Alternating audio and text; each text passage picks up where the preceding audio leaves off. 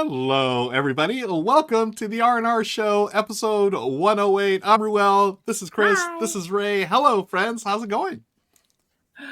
Hi, everybody. It's good to be back. Yeah, Hi, everybody. It's been a minute. It's great to be back. It is fantastic. Great to be back. Yeah, Chris, it's really good to be back, right? Mm-hmm. Yeah, and as we get back, I do want to talk about our Seamless, flawless. Our sponsor.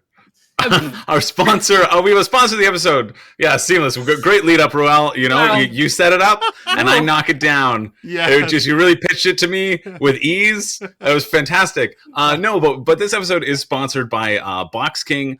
They sent me one of their Project Ironside tables. Which was really, really cool. And I have a little video about like kind of putting it together and talking about that process. And then we'll come back and we'll talk about the table. So huge thanks to them. And Ruel, roll the clip. Okay.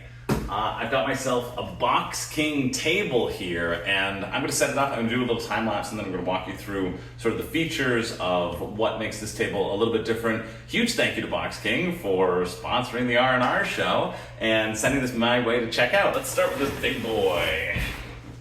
Hey everyone, Chris from the future here, checking in on you in just a second. Yeah. Oh, the play mat. Sick. Oh, and I see an Allen key. After this maniac. Oh, that's so good. Okay. Basically, I'm way too long-winded and got way too excited doing this Box King unboxing, and I talked way too much. So I want to just walk through what I liked about it as Chris from the past shouts his excitement at you silently. Oh, baby, baby. Oh, baby, baby. Oh, that's gonna be good. Okay, sick. Well, very silently, other than that. I found this incredibly easy to put together. I was shouting about how excited I was to find the Allen key, because that's all you need is one Allen key. You can see you just have the frame there, and you can put the legs in, and then you can just hand tighten all the screws.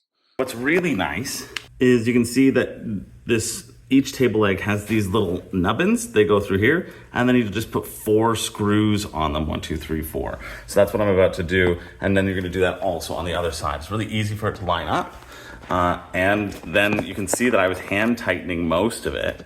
Which I think is brilliant. The fact that you can put this together mostly hand tightened and then just use the Allen key for those little extra tightening bits. So it's really just about finding the right angle and locking it into place. I'm doing this all by myself as well. I didn't have any help. They were standing off screen shouting at me, and I said, no, stay away. I want to prove to the masses that you can do this on your own. Because I've helped friends put together tables before, and I've always thought, man, if you didn't have an army of people, how could you do this? And so one of the things that really attracted me to Box King was this potential concept. Even lifting this potentially a little bit unsafely, but you can do it. We're putting a little soundproof tape all along these bars here, so that when we put the larger metal panels on, we get less shifting. So let's do that. You can see I just laid a little strip. Very bad. Bad alignment there, Chris of the past. In much precision. Chris of the future knows better. Really nicely, so I'm going to do that on all the other 4 edges. I also really didn't pay attention to how these slotted in, but they slotted in all perfectly, and I just did it on vibes. So I was worried that it was going to be a big ordeal, but it really was a lovely time to put together. It's like with the topper that's on, it's a really nice topper. Like, man, oh man. And it's super easy to just grab and take off if you want to unveil what's in your, well, you can probably even stack it. Boom, boom, they just slide right out. Boom, boom, boom. You can even have half of your table. You can also see the playmat's a little bit bubbled there, but like later on, it flattens out. You know, you can iron it down. It was just coming out of the thing. So I really appreciated it. Now we'll let Chris of the past take it away with his excitement. What about the cup holders?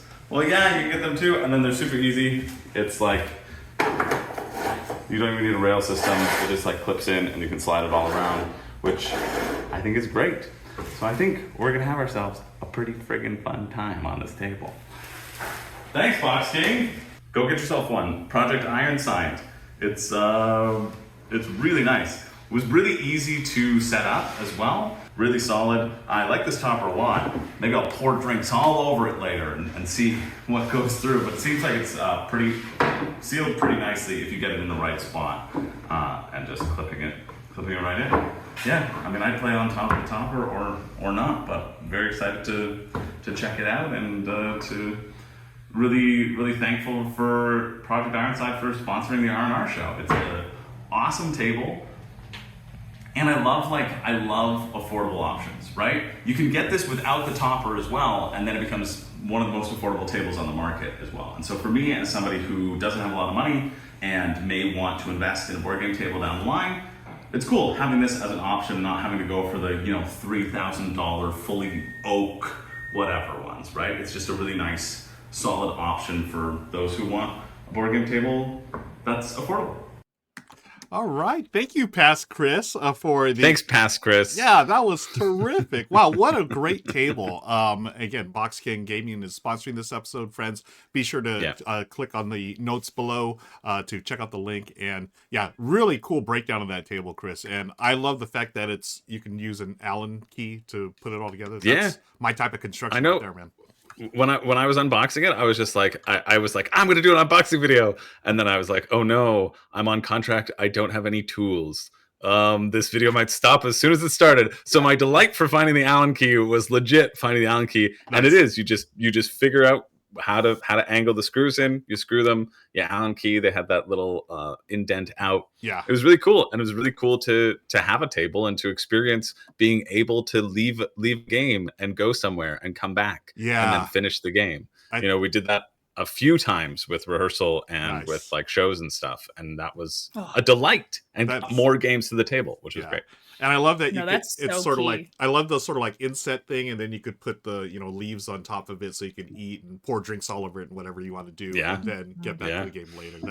That's something really neat that I've always wanted to do. So I may be looking into this. But how long? It didn't seem like it took that long. I know you edited the video, but it didn't seem like it took that long for that table to be put together, right?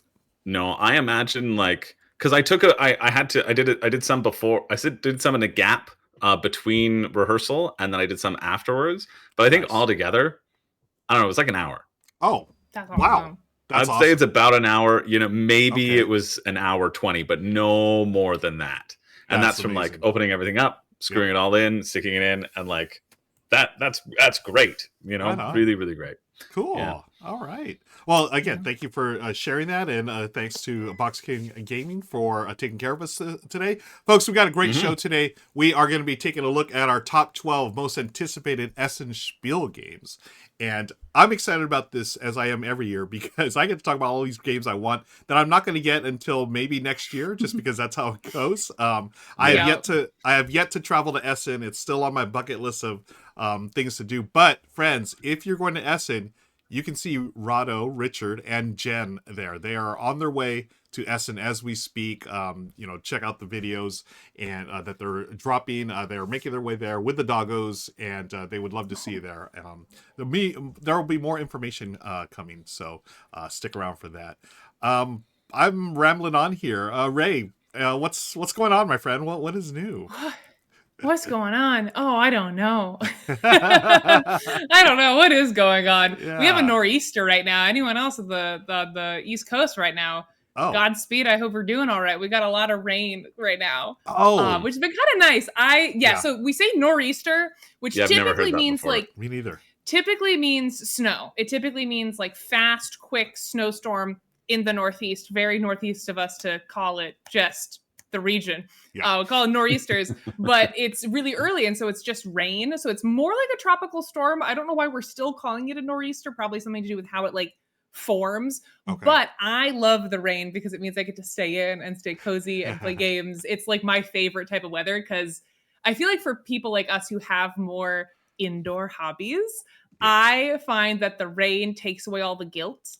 I'll just stay inside and play video games. Like, it's just, there's no like sun shining, children laughing outside where I'm like, I am such a hermit for being inside. The rain takes away all the guilt. It's an excuse to be like, I can't go anywhere, so I guess I'll just be cozy and play games. So that's my what's up with me. The workaround for that is to just put cardboard over all of your windows. Because if you don't see the outside, then it doesn't matter what season it is. It's always dark, and it's always time for board games. That's my neighbors keep on knocking to see if everything's okay. I'm like, yeah, I'm in the midst of a campaign. Go away. What do you want? Nice. What are you doing? Yeah, exactly. Nosy. Friggin' nosy. It's funny because it's been pretty sunny here in California as it always is, but today I woke up and it was raining, so we've got some nor'easter out here going on. I mean, it's just rain; it's not like that cold or anything. And Yeah, my coworkers at like a small local convention just sent me a video of just like all the tents being blown away. He's like, it's going great. Oh, no. He's in SoCal as well, and it's just apparently you're getting pummeled with some rain down there as well. So. Yeah. For Southern California, it is a lot of rain, but for the rest of the world, it's probably not much. So yeah.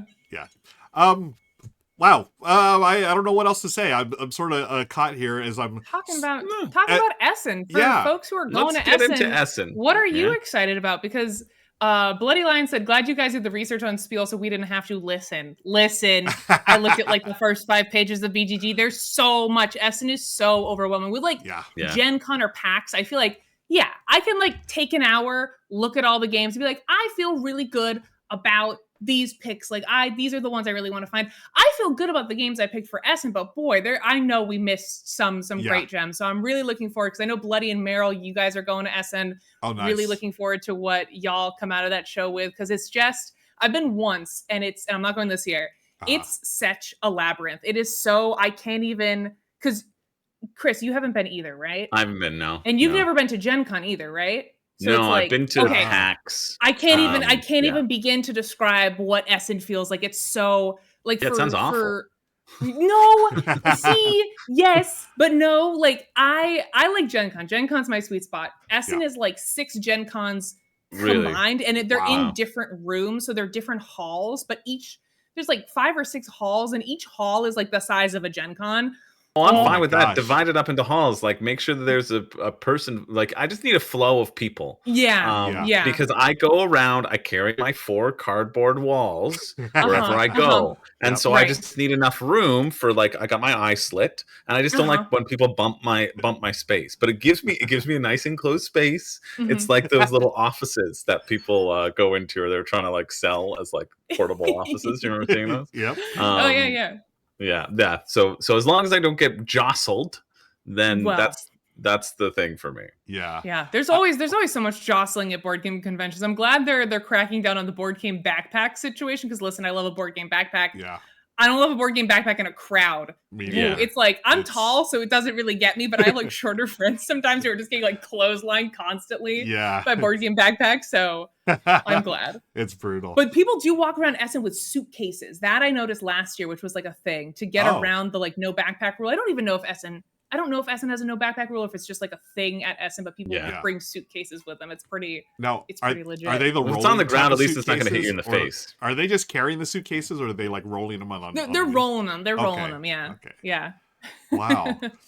Yeah, one of these days I'll get out to Essen, but I know I've heard all the stories, and it just the sheer size of it. Yeah, it is sort of intimidating, because Gen Con to me is like probably my sweet spot as well, Ray, because I've done Comic Con, and I feel like Comic Con's like the equivalent of Essen Spiel, right? Yeah. Just as far as size and just, being so overwhelming. And I feel like Gen Con's probably reached my limit as far as like, Yeah, it's overwhelming. And like when I went to Spiel, obviously I was working it too, so I was more worn down. And by the last day of Spiel, I remember just putting in I had AirPods and I put them on noise canceling. That's such a hack. If you're someone who gets like overstimulated, I felt so bad because I saw Bonds and Tim, and I'd forgotten that I had that interaction until I saw them out at the offices when you guys were all out there. He was like, "Oh, like I saw you at Essen." I'm like, "I did." And apparently he tried to talk to me when I had my noise canceling AirPods in, and I was just like in a zone walking around.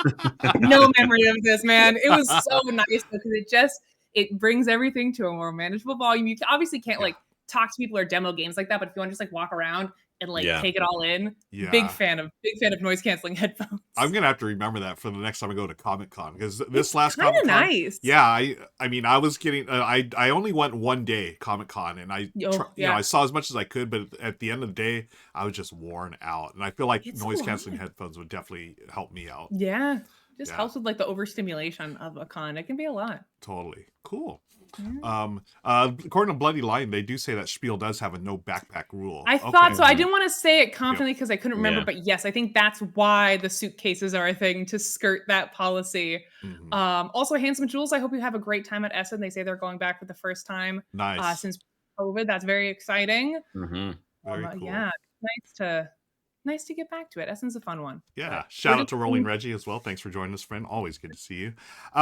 Yeah, so with all this in mind, let's talk a little bit about how we came up with this list. Obviously, there are thousands of games coming out. Literally, it's just you go to the BG, or I'm sure we all did the same thing. Went to the BGG list and just opened up like, what the. Like, there's a lot of games. Yeah. I ended up filtering by thumbs. I wanted to see what was hot and, what was on people's radar. So I looked at the hot stuff, and a lot of it I knew of. So I went further down into the, deeper into it to get fewer thumbs, and just sort of looked around there. And I had a few that were on my radar previously, which I've talked about with Becca over on Good Morning Society. That's the show I do with her on Wednesday mornings. We've talked about some of these games, and I actually just got one of them in. What I'm not going to talk about it, but I got one in that I'm really excited about. And I did peek at our list, and someone did pick with this game, so I'm super excited for that person. Was it me? Did I pick it? Maybe Chris, maybe Ray, maybe I think Richard. It was me. I bet it's me. I know what it is. I'm gonna write it down. Write it down. Yeah, I want to see if you guess it right. But I just we looked at the BGG list, and for me personally, I was just going through thumbs and just all the emails that I get. I'm sure you all get the same thing, just all the releases coming up, and I just sort of filter through them, and whatever piques my interest, I want to take a closer look at. But what about you, Chris? What was your method to this madness? Yeah, I printed out every one of the pictures from Essen, so all 1,000, all the thousands, and then I threw darts at the wall. And whichever one I got, I was like, I guess we're talking about that one. No, there was one that I was excited to see from past Kickstarter stuff. There's one that I'd heard about. There was one that was kind of on a current Kickstarter that was pick up on Essen. And so I was like, this is cool, of a meld of looking like a year in advance to just learning about it as it drops to just hearing about it sort of recently. So I like those sort of balance, and I looked for games that gave me a little thrill. When I looked at the front of the box, I was like, "Did you give me a little thrill game?" Nice. And I'm like, "Yes, I think so." And then I tried to quantify what that little thrill was. And so I put games on my list that I'm like, you know what? I have a little thrill that this is out in the world, and so that's how I picked my list. I love that. By the way, Board Game Geek TV just dropped in. Hi, Board Game Geek TV. Thank you for your service in curating this list, so we can actually easily see what's releasing at Essen. Genuinely, one of the best. I love a lot about BGG. One of my favorite BGG services before a con. 100%. That list helpful, because otherwise you have to manage publishers' individual channels, and also then that kind of self-selects to just the publishers you already follow. Being able to scroll through the BGG list and just read the little one sentence blurb, see the cover of the game, which is oftentimes what gets me to click on something, is so nice. Oh my goodness. Yeah. Makes it so I don't even have to go. Yeah, basically, I feel like I went. Yeah, exactly. Save that airfare, friends. According to BGG, they've got 704 standalone games in English for sale on the list. And that was another thing I did. My criteria for this was also only games for sale there. So there's a bunch of games that you could demo as well. That's what pushes the number up. But I wanted to focus personally on the games that you could actually buy at Essen. So, what about you, Ray? Any other thoughts on this whole process? I mean, went to the BGG list like everyone else. I think one of the things I did towards the end of my search was I started sorting by mechanic, because Essen is very heavily skewed to your big, long, dry Euro game. And as much as I love them, I really do love a Euro game, I haven't been getting them to the table much since my partner started medical school. We're looking for lighter party games right now. So I decided to kind of go more unconventional with some of my picks, of games that I might actually get to play before the end of the year, by the time I get them to the table. Because I also feel like the conversation around Essen already focuses a lot on the heavy Euro releases. So it's you're probably hearing about those titles on other channels, and I fancy myself a connoisseur of weird little games. So I tried to pick ones that didn't fit that typical Essen attendee, must get top 5 list. I tried to look outside of that a little bit. So that's what I always look forward to, Ray, or your contributions to any list, those weird and I still have my copy of now I forgot the name, the one the island Yum Yum Island. Yum Yum Island. Classic. I still have that because of you. Hell yeah. Yeah. A quick question from Andrew Scott 71. Chris, did Jade have any input on your list? Oh, God. No. You know? No. I didn't consult Jade, but Jade is in the other room. So I could maybe if the people in the chat want to see Jade, You say her name 3 times and maybe Jade around. will appear. And if I happen to leave the frame, don't think anything of it. I'm just going to get some water. It's okay. Yeah, so I like to give the people what they want. And if Jade is going to give you a little thrill, well, sound off in the comments below. Right. And for those of you who don't know who Jade is, well, you probably will by the end of this. You're better off. BGG TV says, I like to filter all the co-ops. And that's another great feature about with the list, right? You can filter out the mechanics and stuff that you don't want or that you do want. Yeah. Like Handsome Jules says, they're for the heavy Euros, of course. Yeah. But hey, there you go, friends. That's a little look at how we came about this list. Why don't we go right into the list? These are our top 12 most anticipated Essen Spiel games. Don't forget to stick around, folks. At the end of this, we're going to ask for your input as well. We want to hear what you're looking forward to at Essen Spiel. So, without further ado, let's turn it over to number 12, which is going to be Chris. Jade's pick. Oh, Chris's pick. Jade's pick. Oh, no. Right. Yeah, no, that's true. My pick, my number 12, is one that I remember seeing on GameFound when it was funding, I think last year. And this is a really funny game to me because it's basically Conclave, the board game. It's called Habemus Papum or Habemus Papum or Hab-E-Me-Us Papam, if you're nasty. This is a sort of like a bluffing game, a secret information, a secret roles game where you are all bidding using your influence on producing the next pope. The pope is dead. Long live the pope. And so you are voting for who you want the pope to be. Do you want a more edgy pope? Do you want your pope to have a goth hairdo? I wish. That would make me back. That'd be sick. If there were just like a bunch of different popes, if there was an anthropomorphic animal pope, come on. Oh yeah. But really these popes are categorized into like their belief system and their different value systems. And you have a public objective that you are part of the super conservative sect or the super avant-garde sect or whatever. And people know this about you, but there's also a secret objective that you have, which might be just get the Pope elected early. Elect a Pope as quickly as possible because the people keep on making fun of us every time we take too long that there's so much infighting to elect a Pope. We need to present a unified front of a Pope and not show that it's all just infighting and politics. And so you have this secret goal, but you have this main goal as well. But what I really think is interesting about this game is you put out influence on your turn. You're like, I'm influencing this pope. This is a good pope. This is the best pope I've ever seen. Long live the pope.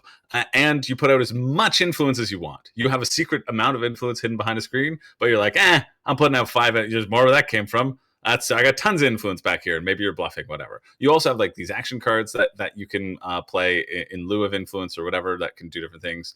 So I thought that was cool and fun in terms of like it's an auction game, it's a bidding game, right? Essentially, but you have different ways on which you can up the bid, which I think is neat. And then the second thing that I thought was cool is the idea of passing.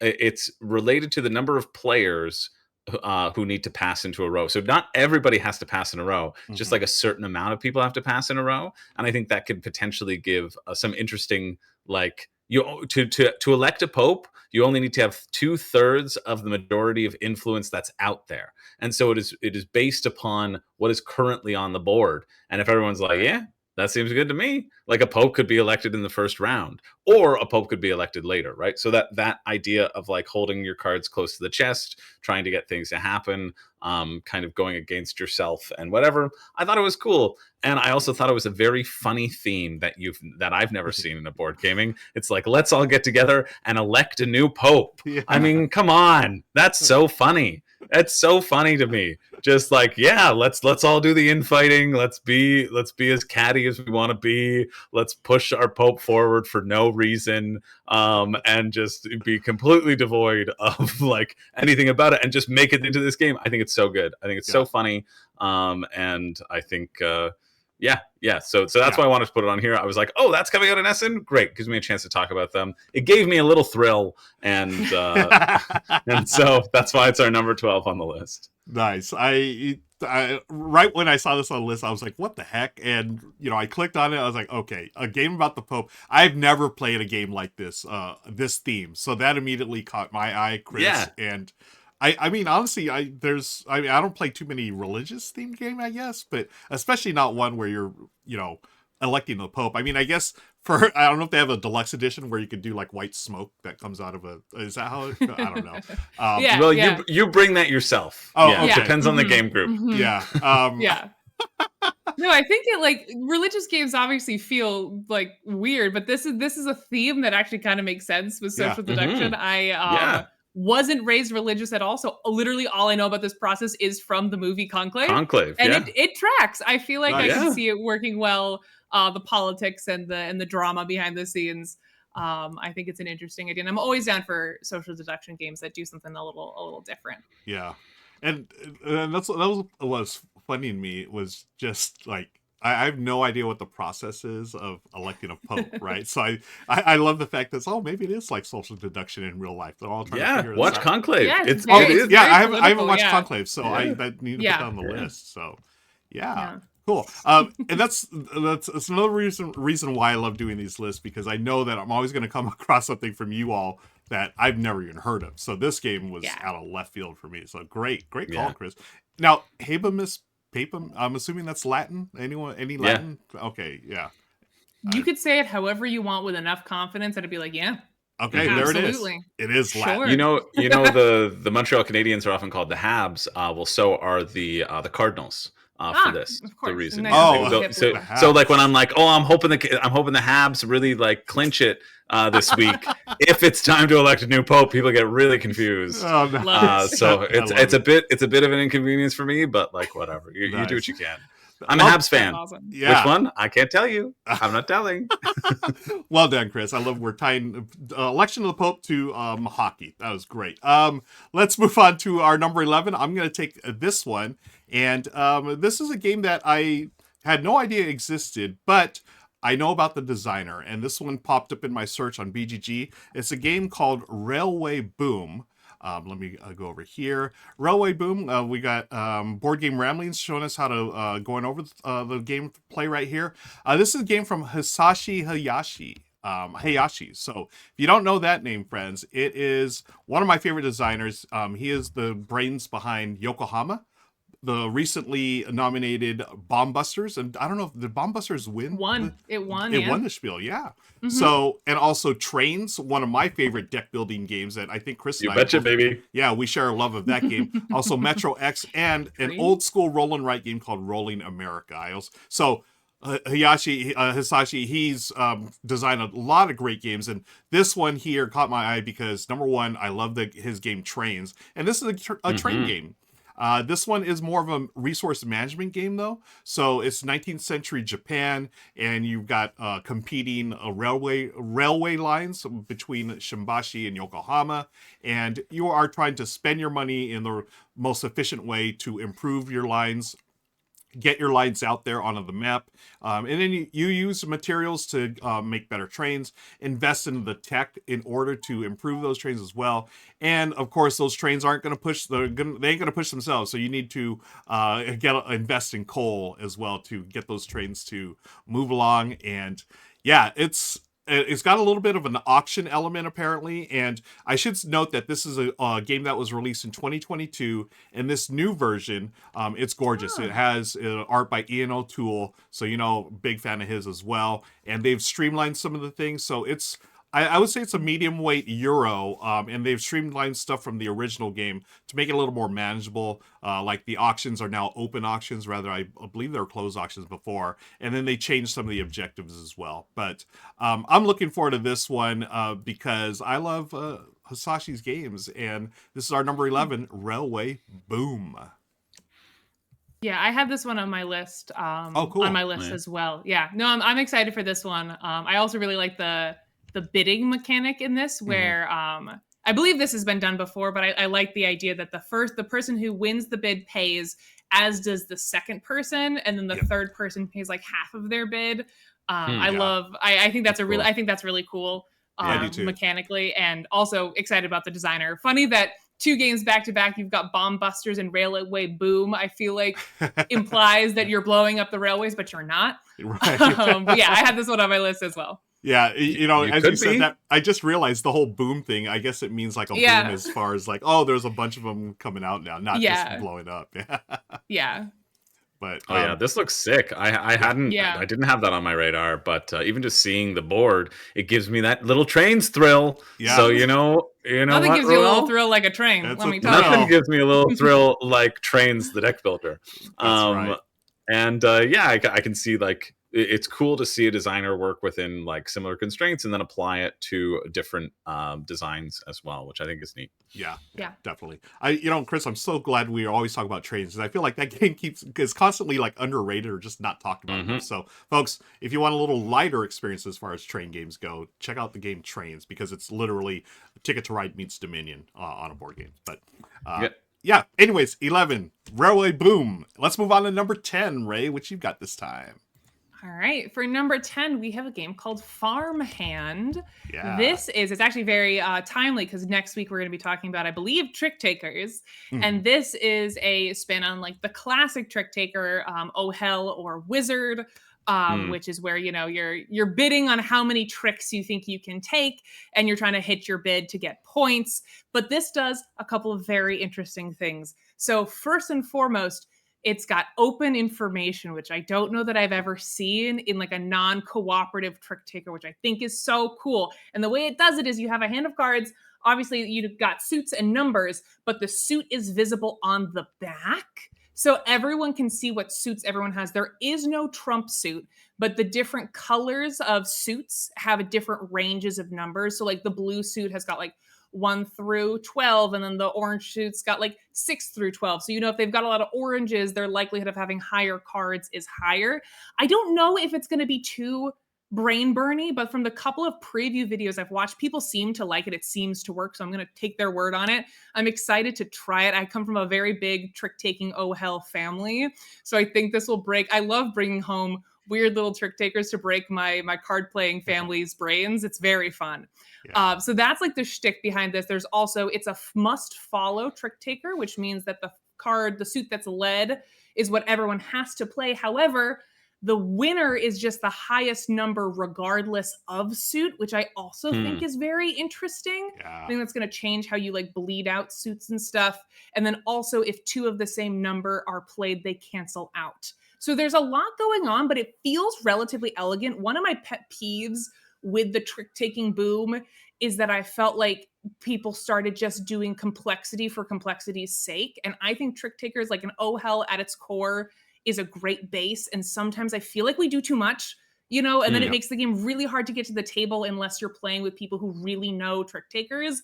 This feels like a happy, elegant medium that's doing something innovative and different, but that isn't going to be like a panda flip that I'm never going to be able to get to the table with somebody with your like average card gamer, right? So this is Farmhand. I'm very excited to give this a try. Yeah, I'm really excited about this, Ray, because I got to play this recently at Gen Con. Yeah. What'd you think? It was awesome. It was really, really good. Okay, good to hear. Yeah. I wasn't sure. And the thing is, I'm not the biggest trick-taking fan, but this one I could definitely play again and again.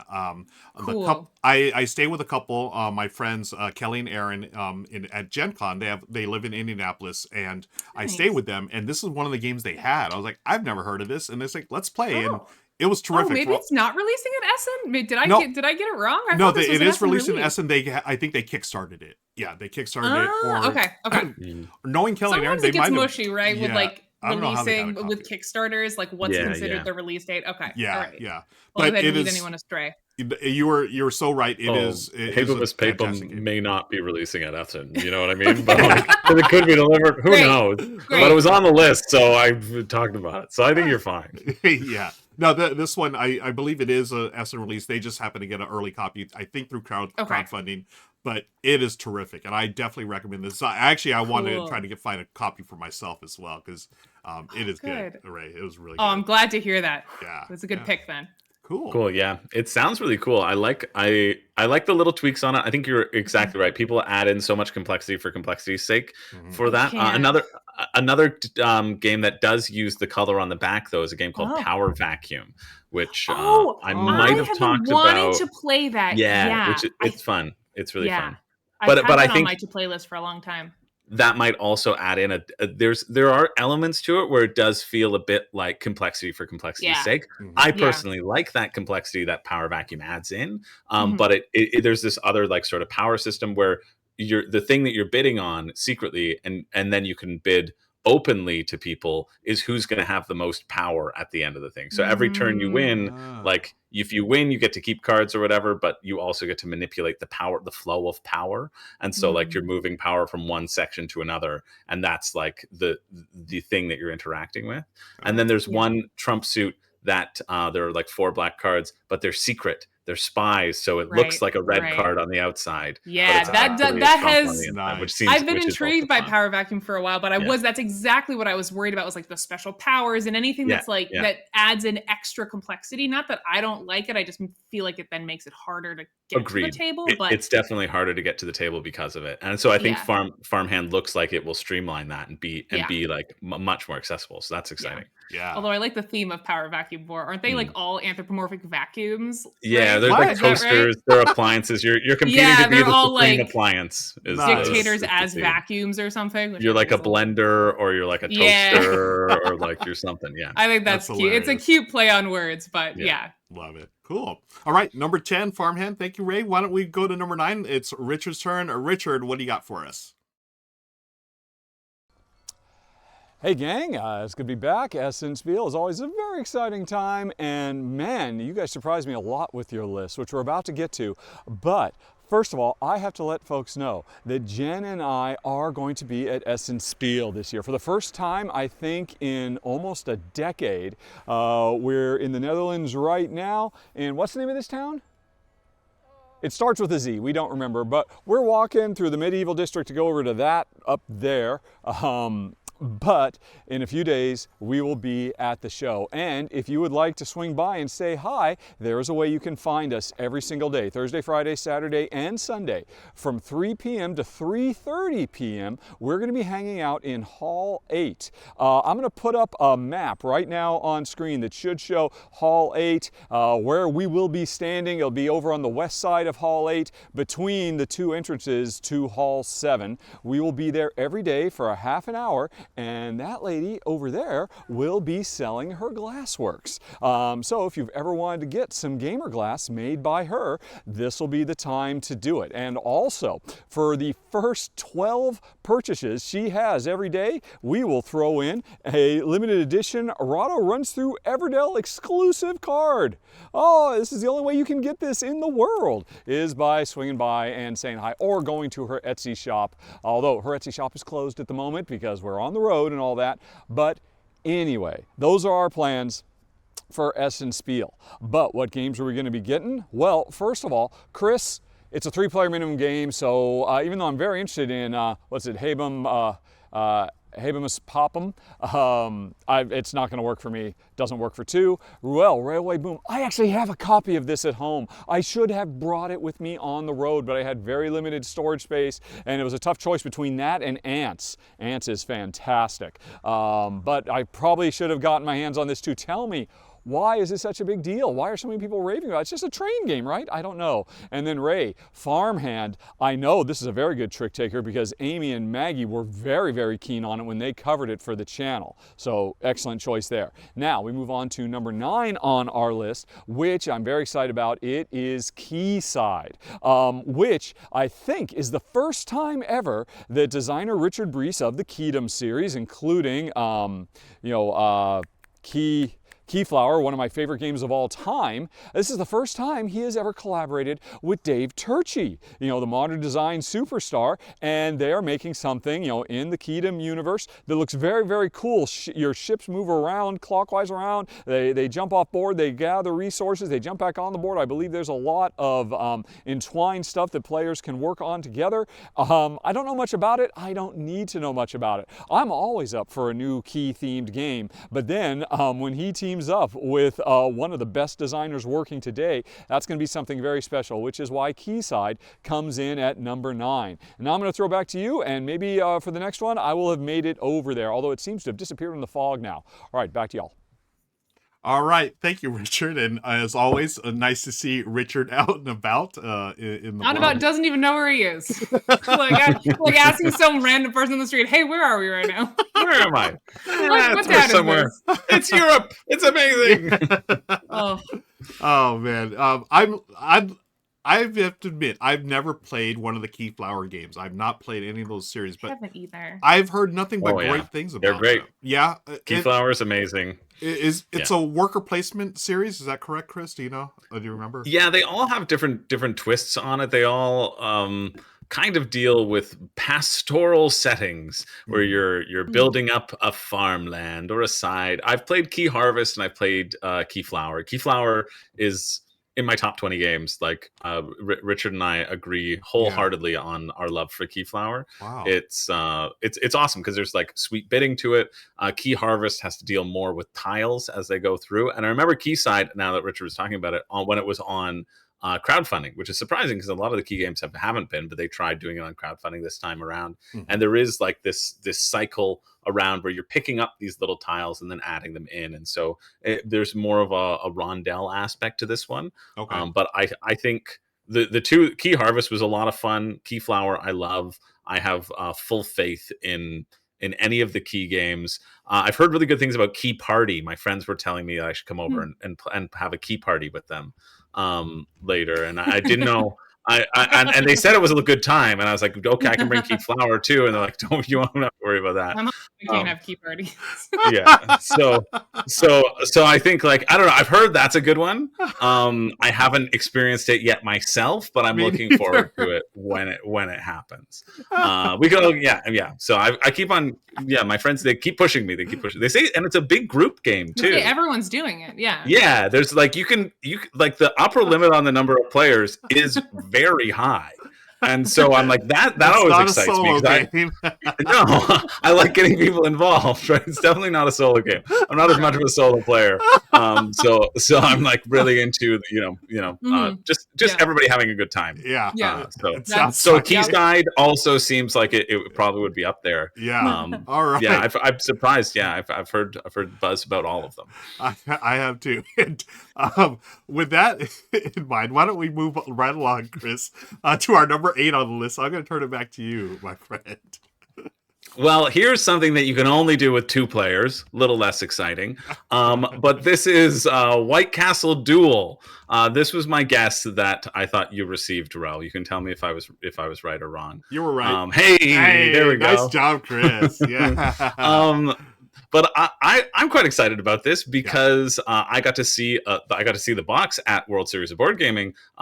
Ricardo from Devere had the box, and they sort of announced that it was going to happen at WSBG, so that was cool for me. Cool. And then I'm really interested to see what this does specifically for 2 players. Honestly, I'm not a huge fan of everything becoming a duel game. I'm like, White Castle has a 2-player mode. It's called Play It with 2 players. It's fine. Right? So like, I feel that way kind of about Azul Duel. Like, there's a lot of those things where I'm like, Azul is already a 2-player game. You just made a 5th version of Azul, and you just called it a duel just because. You know what I mean? Yeah.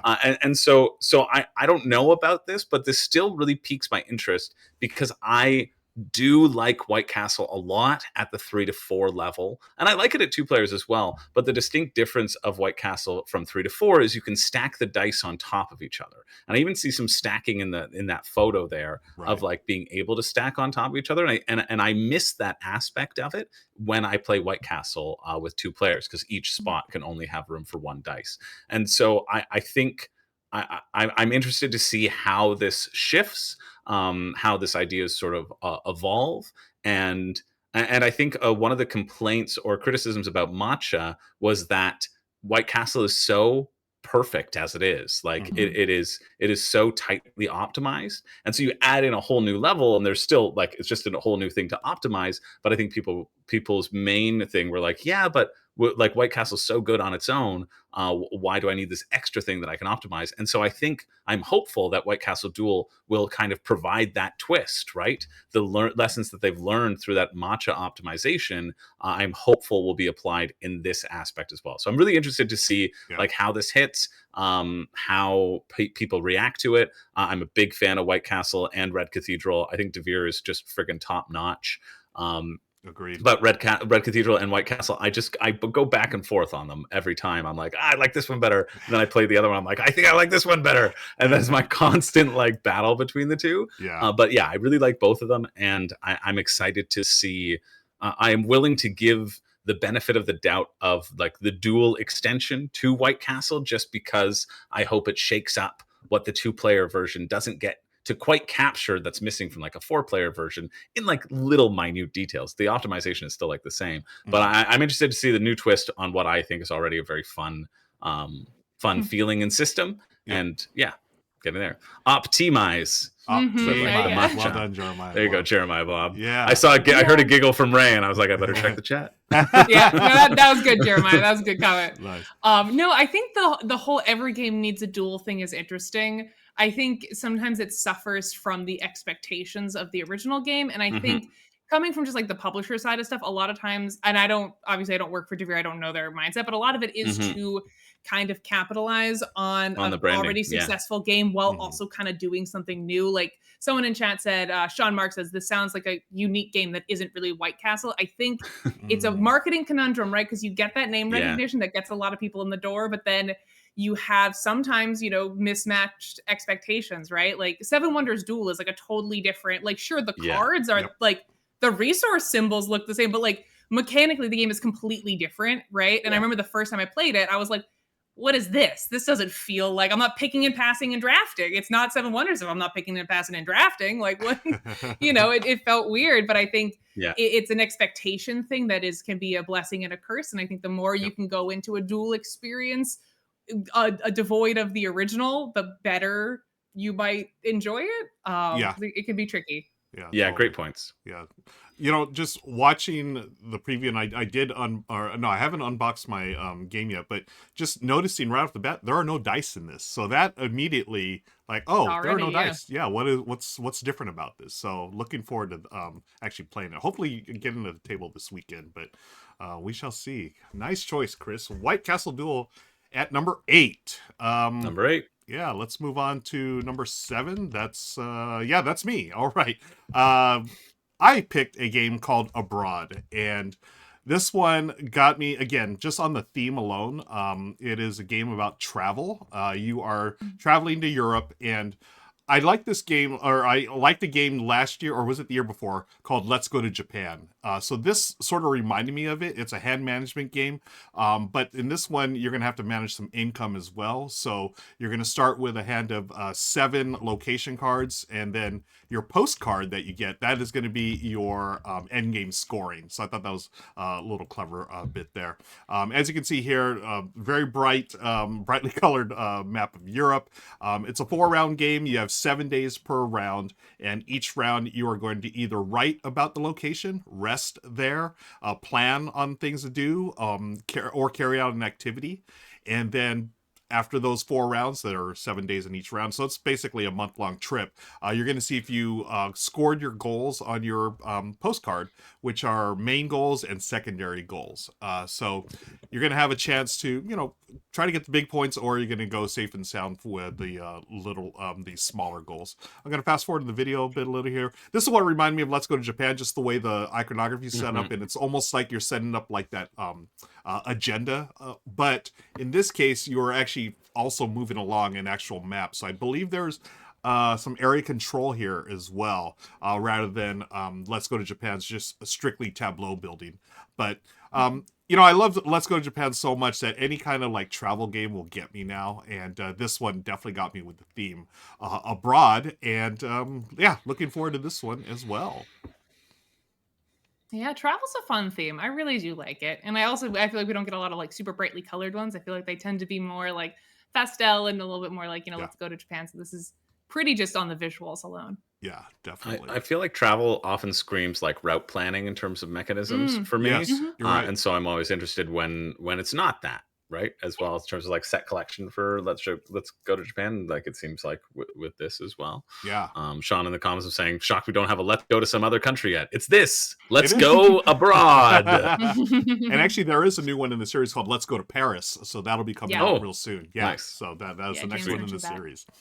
Okay. That's our number 7. Let's move on to number 6. I believe we're going back to Ray for this one, Ray.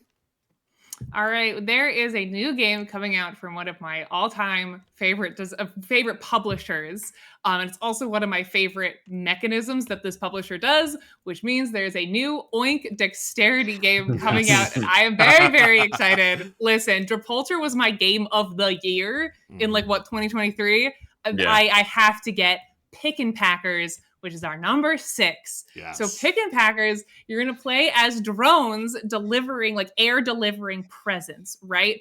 And you're going to be stacking presents, as many presents as you can onto the drone and trying to get it as far as you can to its little delivery spot. The catch is that the drone is operated by 2 people. Those 2 fingers are 2 different people's fingers. And you have to manage your pressure and coordinate and communicate with each other to bring your package to its location. And you're going to be team-based. The other team is going to be betting on how far you'll make it. This feels like a Mario Party game in a board game, and I'm all for it. Typically, you guys know I'm not into cooperative stuff. I like that it's team-based, which I think is cool. And I also like the idea of a semi-cooperative dexterity game. I can't think of another dexterity game where you're doing something with another person like this. I just feel like it's going to be a goofy fun time. The other team can heckle you and cheer you on depending on how they bet on you. It feels like Mario Party in a board game, and I'm so here for it. I love Oink games. They're such a low stakes purchase, right? They're tiny little boxes.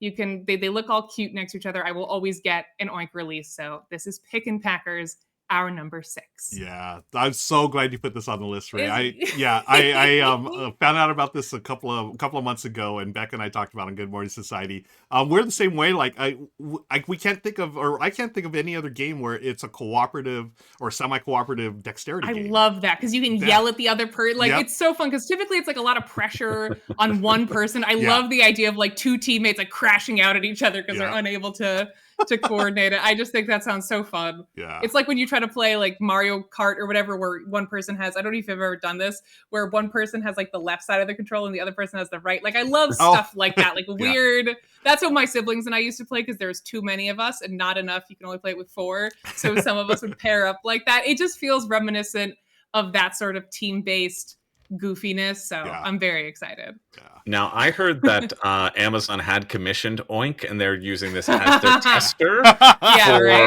for their delivery service. So you might see on the streets Ray and someone else yelling at each other, running around, holding the package, delivering these packages to your home, coming to a home near you.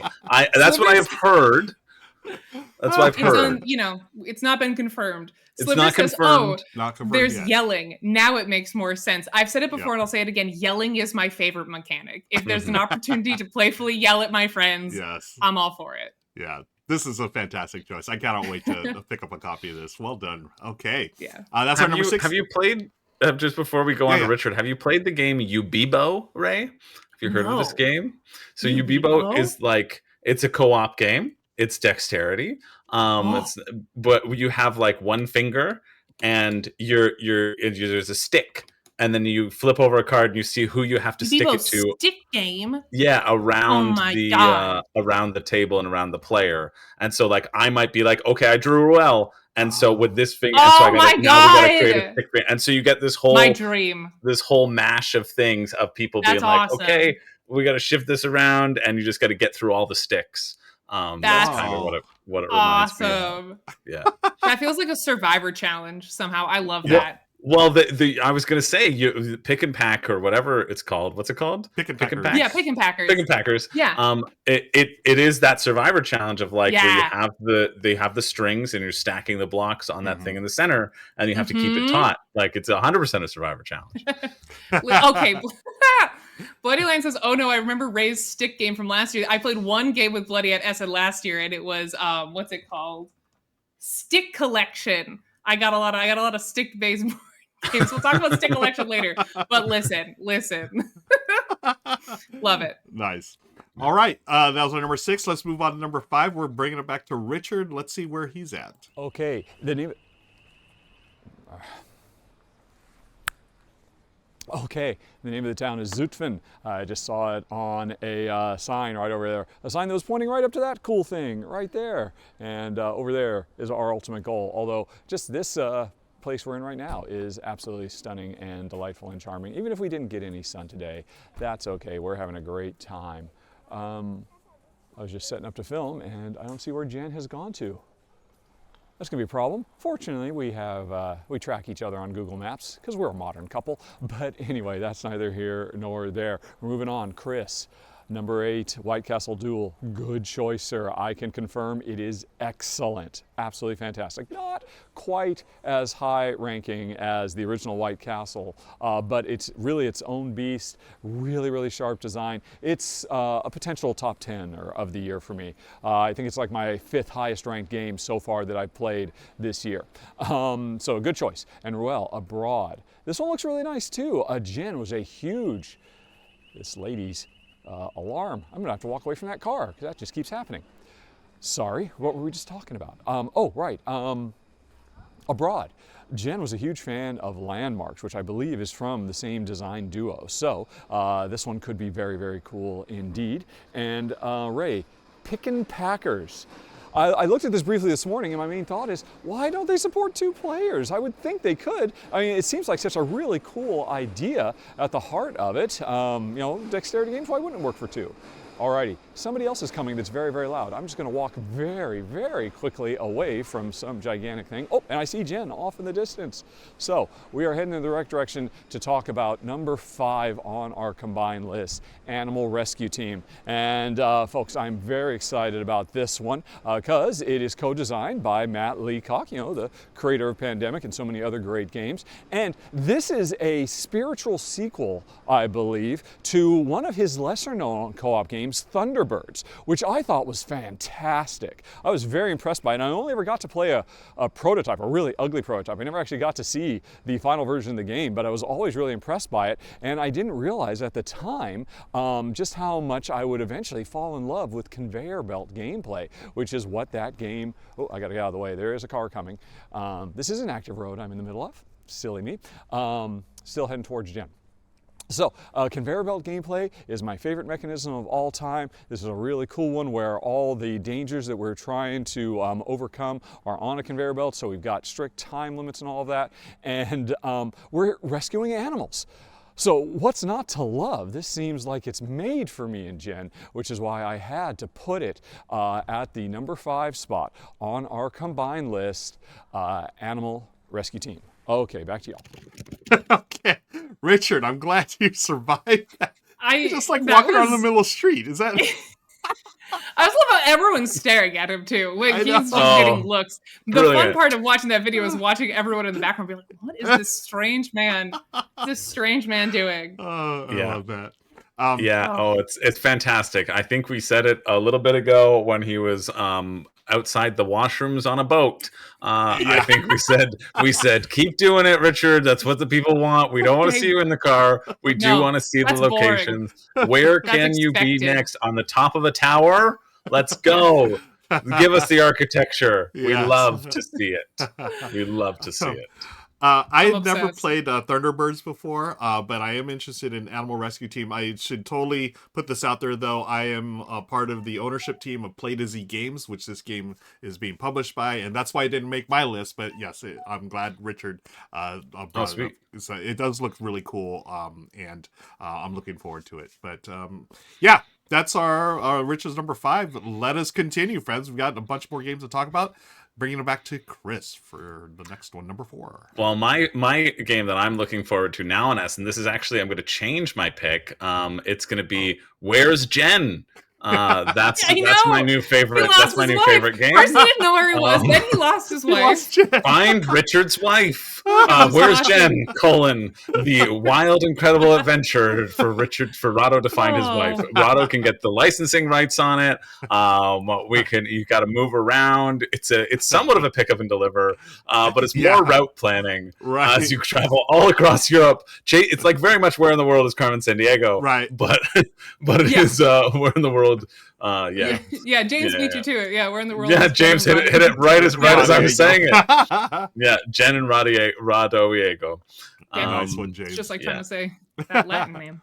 Yeah. But I'll take that one off because it hasn't quite yet. But that is something that you can play at Essen. You can play Where is Jen, and more importantly, you can follow Richard and make him play Where is Jen. So you just lead him off into a different direction just so he loses sight, and then just watch the game. It's honestly, it'll be very good.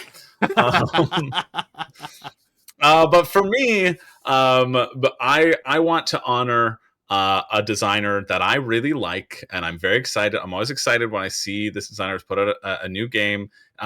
You've heard of F-Boy Island, but this is my favorite F-Boy. It's Freedom and Frieza with 5 families. I had to put a lot of faith in you just now. Same. I was like, where's this going? It's my favorite F-Boy. All of his games start with F. What else should I call him? I don't think there could be anyone else. He is my favorite. You're not wrong. He's my favorite. He's my favorite.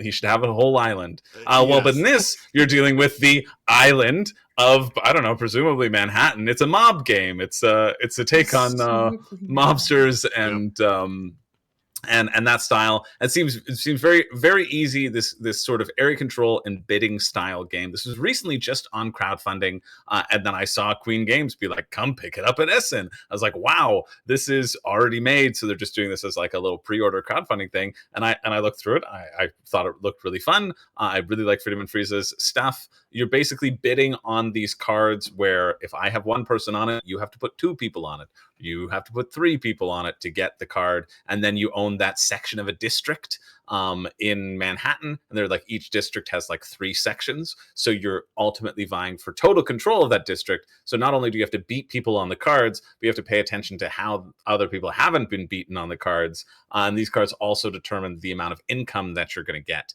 as well. Like they give you your upkeep, which I think is really cool. Or you can get extra barrels, which work as like wild resources, just mobsters. It's very simple area control, but I think the overbidding stuff is going to be fun, and I think the area control is going to be fun, and I think it's a nice mob style game. And it let me make my F-boy joke, which I only thought of after my Key Party joke. It has been a great It has been a great R&R show for me, and the way to make it better is by congratulating myself on screen. So, way to go, Chris. You know what this game does? It gives me a little thrill. There you go. Another thrill, yes. Yeah. I think it looks great. I think it looks really fun. And totally. I'm excited for it to be released at Essen. Yeah, I always love the theme of mobsters, the 5 families and whatnot. I actually think Eric Lang's game, The Godfather: Corleone's Empire, is criminally overlooked as well. I don't know why it just sort of, maybe because it wasn't Blood Rage or whatever, and it was sort of outside of that. But I thought that game was terrific as far as it's great. As far as mob games with some worker placement in it. But this one looks cool too. I'm always up for these type of games, and looking forward to Fab Families. Yeah, I think I have Godfather Corleone's Empire as well. I found a copy. It's the only game that I've chopped in half because the box was way too big. Oh yeah, I'll go get it. I'm very proud of this. Really? Chopped in half. Vamp. Interesting. Okay. Yeah, I mean, Five Families, again, I'm all about this type of theme. I love, all those mob movies, whether it's Godfather or Goodfellas or whatever. Big fan of No, the Chris, theme. I can't even throw out my expansion boxes, and you're over here with a box cut in half. Whoa! Yeah. Well, because you have the Yeah. Godfather Corleone's Empire right here, right? Yeah. This is the size of like a Blood Rage box, or maybe a little bit more. Except it isn't. Whoa! Because you chop it in half. You Chris, cut it in half. You put awesome. it in a jar. That is fantastic. That's my character That Jarman that I'm is workshopping. Diabolical. Why would you do that? Why? Because it was stupid the way it was. It was a large box, and it was pointless. It was so of course it was filled with air. Yeah. Like it just has the smallest minis. But what I did is I just take an X-Acto knife and you chop along there, and I just put some little duct tape on it. Wow. Because everything that your player needs can be in your own little suitcase. Like these are the minis. Right. That's the size of the minis. So rather than having a bunch of like giant things to protect, these really fragile minis. I mean, come on. Criminal. No, you put it in. You hand out that to everybody on there. It's all fits perfectly nice. So I Whoa. I mean, I will say that looks nice. I'm pretty impressed, Chris. I measured the top of it, and I was like, okay, that gives us still a little bit of room. I got my own little bin there. Yeah. And I'm more excited about this than Richard has ever been about Europe. You know how that man loves Europe. Yeah. And you know how he loves Europe. We all know. Anyway, I think I am so excited because I was like, man, I like this game. I played it with Sean in the comments at the Level Up Gaming Convention. Sean introduced. I'd wanted to play it for a while. Sean brought it, taught it. It was super fun, and I agree. I think Five Families is going to be I think Godfather Corleone's Empire is a way better version of that style of game because it involves some worker placement spots. Like every place you go, you get to do an additional thing, and so it gives that added complexity. But why I wanted to put Five Families on the list is because I think the simplicity of it is very exciting. Yeah, it makes it more so Hextra saying, "Oh no, the box Abomination." No, Abomination is a different game. You'll see it on a lot of Halloween lists. Like Halloween characters, like the Whisperer might be in there. So it's about we'll talk about it later, Hextra. We'll talk about it later.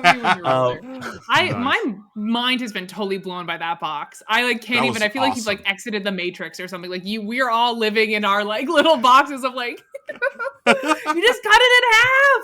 It's so crazy. Good. I've never regretted it. I've never been so proud, and I would only do it on very specific circumstances, and this is the circumstance. Even think of that. There was so much space. Also, the side of the box doesn't look that bad. It actually looks all right. It looks pretty cool, right? Yeah.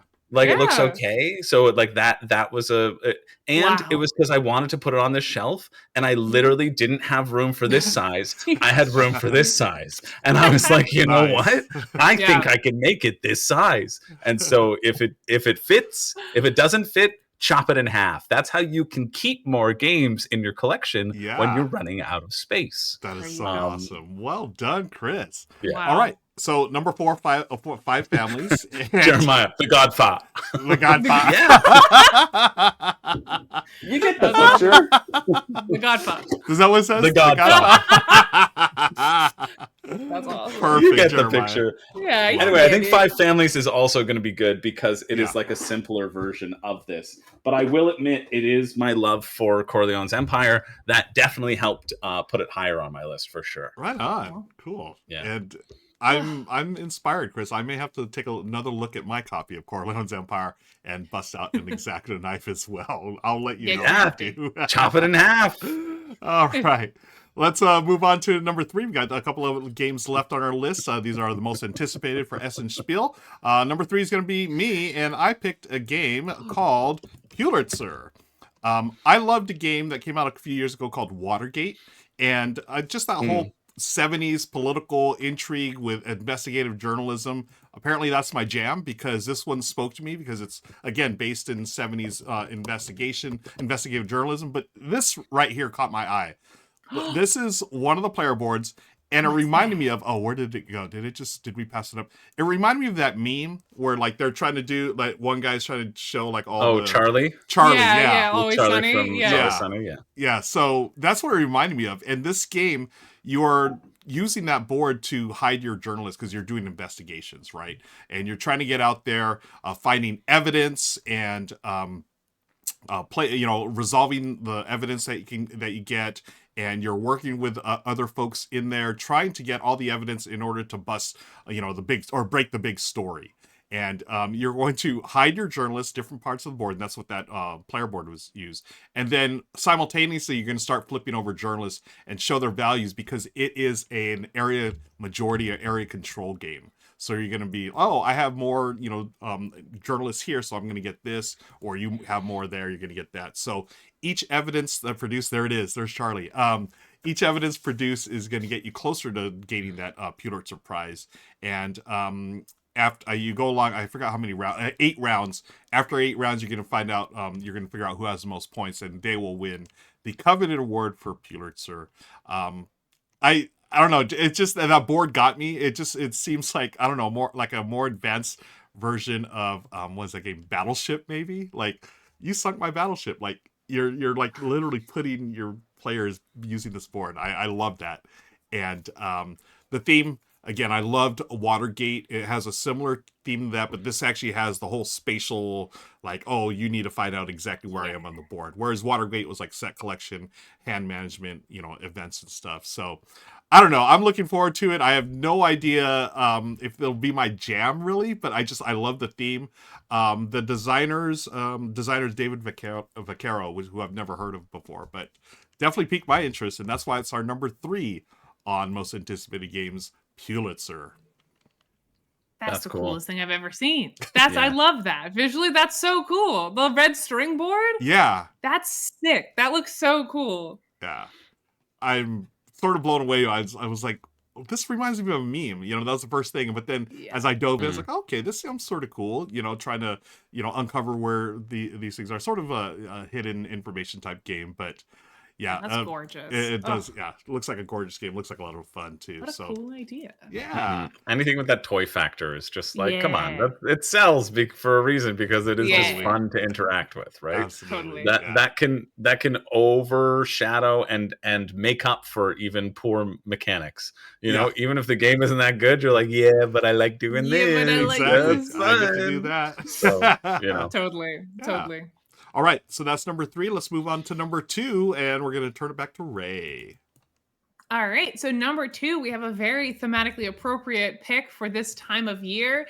This is The Presents. Ooh. This is a super thematic. Do you know? Have you heard of this before? Yeah. Yeah, I remember it on crowdfunding. Looks cool. This is a super thematic semi-co-op game where one player is playing as a spirit that's going to be haunting a mansion, and the rest of the players are visitors who are trying to figure out the spirit's secrets and survive. Now, it's semi-co-op because you may have a traitor or you may not, but it's different than like a Dead of Winter or what you might normally associate with semi-co-op, because the person who might be the traitor is known to everyone. The spirit could be on your side or not on your side. So it's not like the normal, like it could be any of us. It's either the spirit or it's not. You're either all working together or you're not, and the spirit has either betrayed you or not. So it's very Betrayal at House on the Hill, very Mysterium vibes. You're exploring a house using items. Exploring a house using items, investigating clues, trying to figure out if the spirit is on your side or not. The spirit can move throughout the building freely while you have to, go through doors like a normal person. And the thing that interested me about this game is limited communication. My beloved, it's one of my favorite mechanics in games, and I really like the concept of what they're trying to do here. I don't know how it's going to play out, but I think it's interesting enough that I will have to get it and give it a shot myself. So the spirit, just like Mysterium, cannot talk to anyone, which I think makes the idea of the spirit being evil more accessible, because what throws a lot of people off with social deduction games is they don't like the idea of having to verbally lie. A lot of people don't like it, or actually can't do it, cannot verbally lie to their friends, and it makes it not a fun experience. So the fact that you could just be silent and just act through your actions, I think makes that a more accessible role. for people who typically get turned off by having to verbally lie. And so the spirit can't talk to anyone. They just like eerily and spookily take their turns, and the visitors are trying to figure out if they're on their side or not.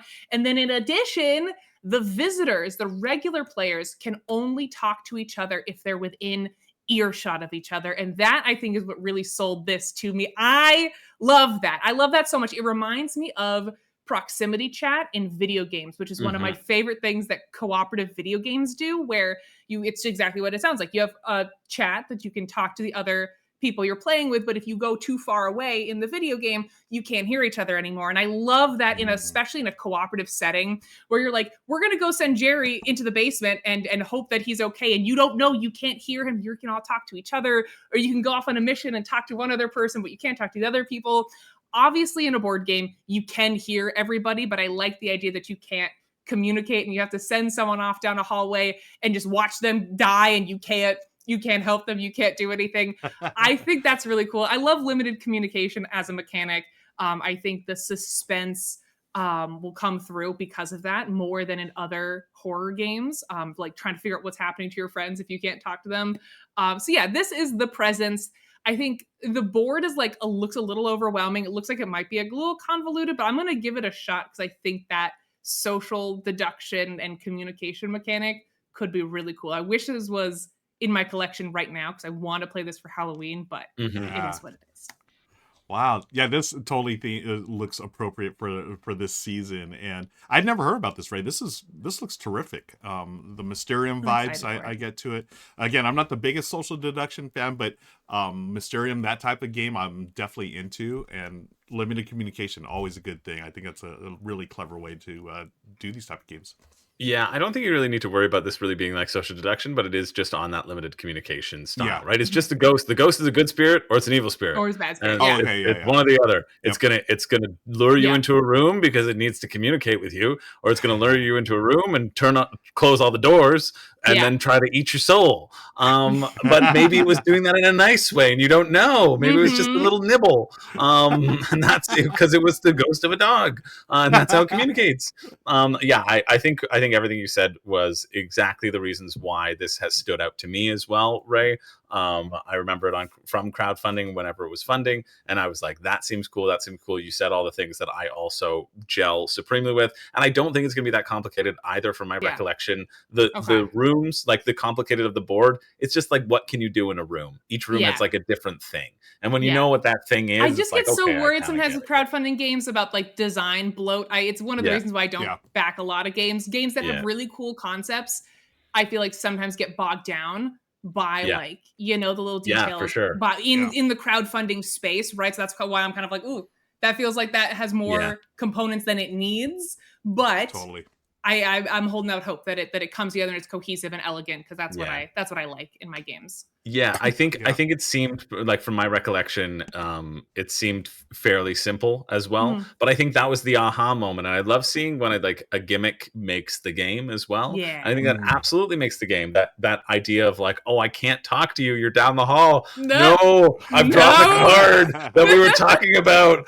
I can't say anything. You're gonna keep going with the plan, and you're gonna die. I think like that just like creates. It's like horror movie. It's like when you're screaming through the screen as a character, like don't go in there, but they can't hear you. Like that being distilled is so cool, and I really hope that it comes across like that when you play it, because that's in my mind so fun. Yeah.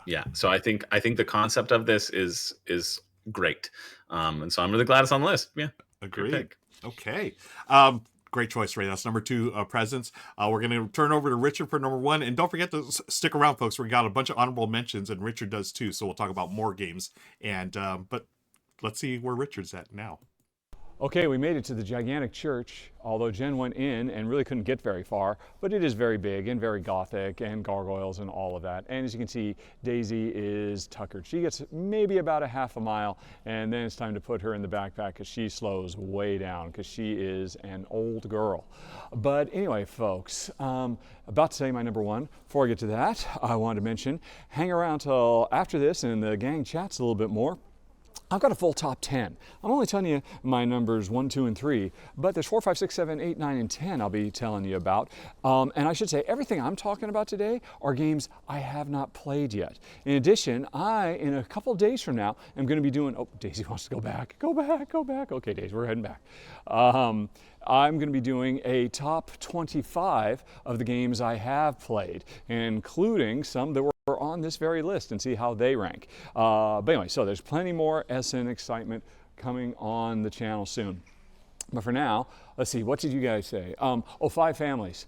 You know, that's actually really cool. Friedman Freeze doing an area control, area majority thing, but not for me. And Ruel, Pulitzer, man, that game looks so cool. I love the components of that game. And the Ray, the presence. I have to admit, I had completely ignored this game. It just had not caught my attention. Oh, Daisy wants to go back to Jen. All right, we'll go back to Jen. Alrighty, I thought Jen was going to walk with me, but nope, Jen is taking pictures of the gargoyles, as you can see. So anyway, what was I saying?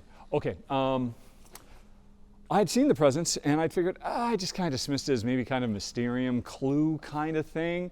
But after seeing it on Ray's list, I went and looked it up, and man, this looks fantastic. Ray has actually put this on my personal anticipation list because it seems so cool. But anyway, enough of all that. Number 1 on our combined list from me is Druids of Edora, which is from designer Stefan Feld. It's his latest completely new design. I'm very excited for that reason. And honestly, I have not spent any time looking at this game at all to know what it is about, because you had me at Stefan Feld with a completely new design. No offense meant to the Queen Game City remakes that they've been doing, but I've played those games. I want something completely new and different. And whenever Feld steps up to the plate, I've got to check it out. I was hoping I could actually get a copy before I left and play it on the road before I got to Essen Spiel, but the timing did not work out. So I will definitely, yes, days we're going. We will definitely be picking that up day 1, and it's probably going to be one of the first games that I film and film for you folks after the convention is over. So for now, Daisy's like, she just melts. She's becoming extremely lazy sitter. Yes. She just like pulls back as Just, much as she can. yeah, just all days. Okay. But anyway, folks, we're gonna keep on checking out Zoofman for a little bit, and then when I get back to the car, I'll do my full top 10. Back to y'all. Alrighty. Oh, Daisy. Best seat in the house Cute. there. What, so cute, so adorable. Druids of Edora. Richard said something. Yeah, I don't know what it was, but I'd never heard about that game. But I do love the dog. The little backpack, so adorable. But yeah, Stefan Feld game. We all know how much Richard loves Stefan Feld, so I'm looking forward to that because Stefan Feld, the creator of one of my all-time favorite games, Castles of Burgundy. So super looking forward to that. That's our top 12, folks, for most anticipated at Essen Spiel this year. But we've got plenty more, and we're actually going to turn it back to Richard. So we're going to find out where he is, and we're going to see what other games he's what got. other animals he's acquired. Yeah, let's see who else is in his backpack. All right, Richard, what else you got for us?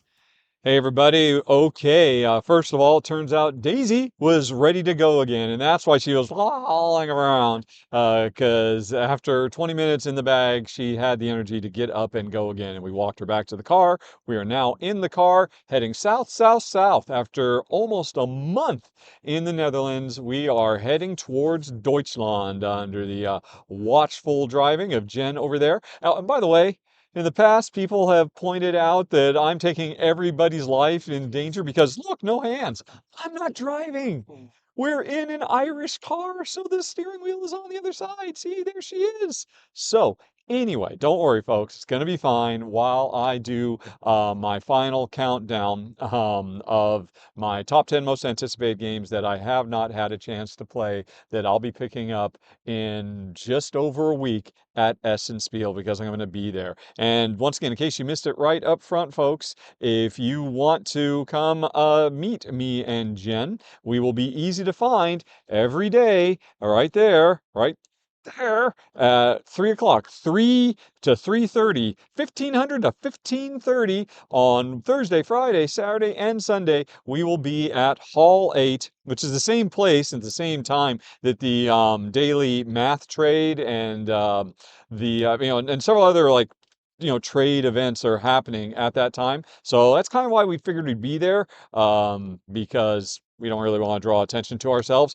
Because if you do come and say hi, you can actually buy some of Jen's glassware, which she brought all the way from Ireland. In fact, she's got some new line of meeple stuff that she's never sold before. So it'll be for sale the first time ever in the world. Also, every day, the first 12 sales she makes will include for free this little, oh, you can't quite see it. It's the Rahdo Runs Everdell promo. It's actually the messenger from one of the expansions, but if you look, he's got different art because he's running like I do, holding a camera in his hand, or it's actually a little telescope. Rahdo Runs, if you're an Everdell fan, come and say hi at Essen Spiel and buy some of Jen's glass, because it's not cheap living on the road, and we gotta make our money back.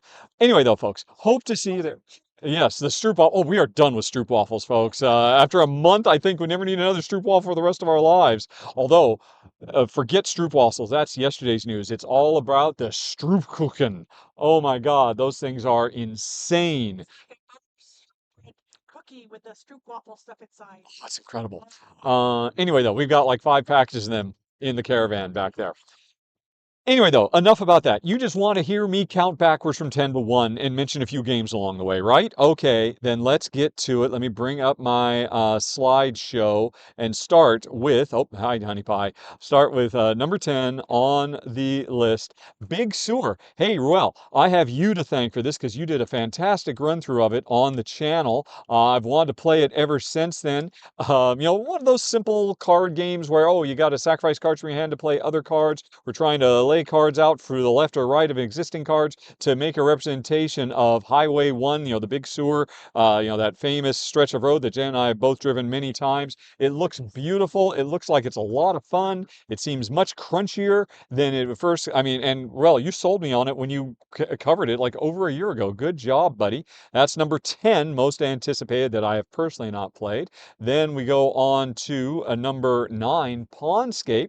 This is on my short list because it's from Thomas Hollick again, this wunderkind designer who just came out of nowhere last year with 3 amazing designs, and he's got 3 more coming out, plus 3 more expansions. I've already played one of them and covered it, Aquaria, from Delicious Games, and this is another one of them from Pink Troubadour, a new publisher I'm a big fan of as well. So I don't know much about it's about. It's playing lots of really cool looking frog cards to make the perfect pond for all your frogs.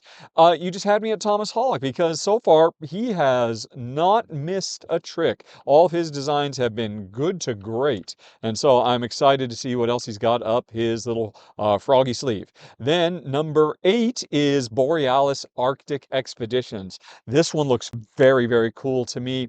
We're basically a bunch of scientists trying to observe the wildlife up in the Arctic, the polar bears and the birds and all of that. And on a turn, I've got there's 3 columns if I recall correctly, and in each column I've got a bunch of cool looking little meeples that represent all my researchers.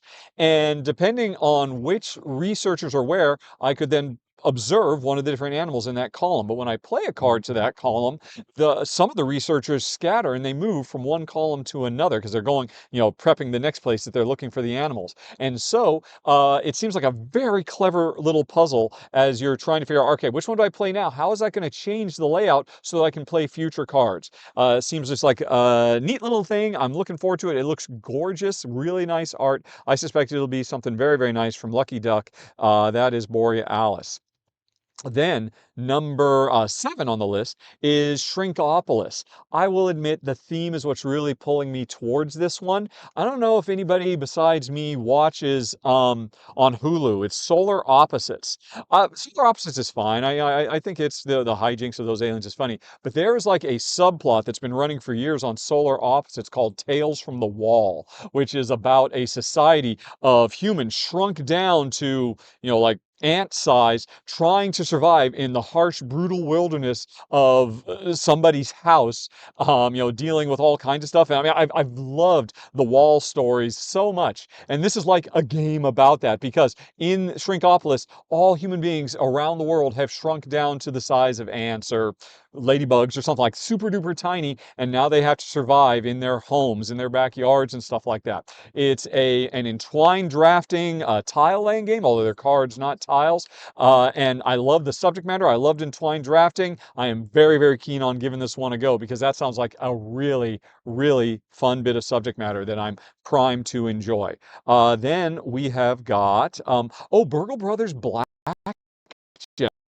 Fooled by this, you might think, oh, this is the third Burgle Brothers, right? No, there's a third Burgle Brothers coming as well, which is, designer Tim Fowler's, super popular series of co-op games where a bunch of, Danny Ocean wannabes trying to pull off a heist, moving around, trying to stay one step ahead of the guards. This keeps the same setting, the same group, but we're no longer moving around a map watching the guards. We're playing a cooperative game of blackjack, which is thematically tied into trying to, run a scam at a blackjack table at a casino. And we're all, I have to help Jen merge on the freeway. We're totally clear, honey pie. No problems. What was I just talking about? Are we? Yes, yeah. Oh, yeah. So, yeah. So, we're all playing blackjack. We're all trying to, scam the table. And, so it follows blackjack rules, but it's a co-op game. And that's all I needed to know. Because last year, there was a very popular game that came out that was basically cooperative blackjack. I cannot remember the name of it. If anybody remembers, please put it down in the comments. It was super duper popular. It was like The Gang or something like that. And unfortunately, it required 3 players, so I could not play it. So I must have a co-op blackjack game where I can play 2 players with Jen. And plus, I just love the Burgle Brothers aesthetic, everything about it. So I'm very excited to check this one out. Then we go on to, I think, number 5 on my list, Movie Fight. I've already covered another game from relatively new designer Michael Pichi. I'm not quite sure how to pronounce your name, Michael. I'm sorry. But Forestry was phenomenal. And this seems like it's a much lighter game, but we're trying to run movie theaters. Every card has one. It can be played either to the left of my movie theater to represent audience, or to the right of my movie theater. Hey, that sun is coming out. Oh, okay, it's calming down. All right, I'm being blinded. All right, maybe if I do this. Nope, that won't work. All right. Oh, that did work. Oh, good. Okay, cool. Alrighty. So what was I saying? Oh, right. So I can play the cards either to the left of my movie theater to represent the audience, or to the right of my theater to represent the movies. And I mean, I've looked at it. It looks really nice. I love the subject matter. If you watch the video that'll be coming in just a few days, where I talk about my top 25 played games that I'm most excited about, Popcorn rated very high. This is like a similar topic, but just a simple card game from a new designer I'm excited about, and a new publisher I'm excited about, Pink Troubadour. So bring on the movie fights, I say. Then we've got number 4, Valencia, another Stefan Feld game. This is a remake. It's the Queen City games. Sorry, Chris, I know you don't like talking about Queen, but I'm still a fan. And this is remaking Strasbourg, which I believe is the only time Stefan Feld has ever done a 3-player minimum game. So I've played it with Jen. We both liked it. It was a very, very cool auction game with like tons of different auctions going on simultaneously, but required 3 players minimum originally. And I never understood why. It always struck me that it could have been tweaked to work well for 2. Well, Valencia is the re-theme. And now Jen and I can play it together. So that's high on my list. There's other Feld stuff, but those ones did not make my top 10, but Valencia did, as did my number 1 on the list. Anyway, so I think Valencia was number 4, and then we move on to, I've already talked about him in the main, number 3, Keyside, number 2, Animal Rescue Team, and number 1, Feld again with Druids of Edora. So that is it, folks, and looking forward to seeing some of you at Essen Spiel. You know where to find us. And on Monday, which I think is the 20th, is when I'll be putting up my companion video to this, top 25 games I have played that I can vouch for. And independent of that, if you support the show as a backer on patreon.com/Rahdo or here on YouTube as a member, you'll also that same day get my monthly ramble where I will probably talk about over 100 games and expansions that look really, really cool at the convention. So that'll be my super duper deep dive for folks who help keep Rahdo running. Anyway, folks, I got to throw back to the gang, and we'll see you on the next show. Talk to you later. So long. Bye bye. All right. Thank you, Richard. And good to see you in the car, safe and sound, as Jen and yourself travel. Lots of great games, folks. And as Richard mentioned, don't forget to follow and keep tabs on his videos are coming out with where he dives into all kinds more games. One thing I just want to mention, the game Big Sur. I really enjoy that game. As Richard mentioned, I had covered it for the channel a while back, and it really is one of those games. It's a small box card game, but a lot of game in that box. Designer Mondo Davis, I really enjoy his games. I also previously covered Colorfield, but that game, it's you're just a tableau builder. But it's one of those things like, do you want to hold these cards now, or do you want to use those to get certain parts of the road onto your map, and hand management. It's awesome. So highly recommend that. That's the one I'm familiar with. But Hextra says, have you played Big Sur's prequel? Hello, sir. Hello, sir. I have not played that one. Thank you, Hextra. Well done. But any other thoughts from Chris or Ray? If you have anything you want to share?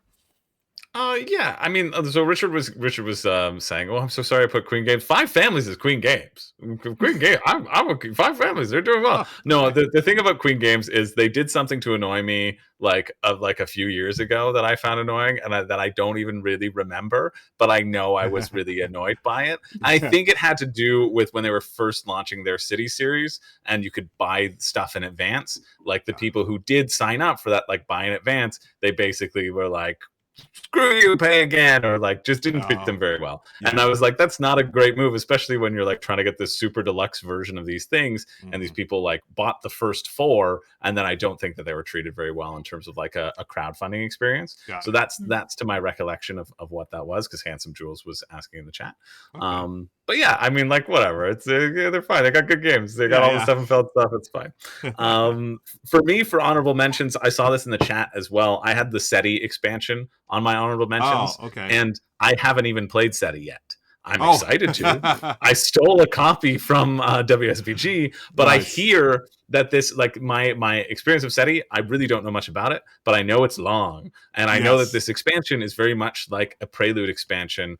And can streamline and shorten some things, and so I think like I think that's really interesting and exciting when these expansions can do that and make it more accessible. And as somebody who has yet to play it, I'm like, okay, great, get it to the table more, because SETI's just friggin' shot up. Like, it's in the World Series of Board Gaming next year. Wow. Because of its popularity, right? And so we had like a Phoenix tournament outside of the main event this year, and so that's how I was able to seal a copy, because I'm like, okay, well, I need to learn it because I need to know how to do content on it.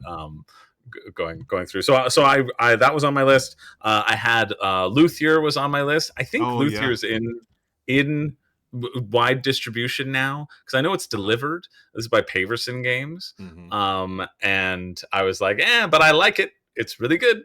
I played that when I was at KublaCon with some peeps, and I really, really enjoyed it as well.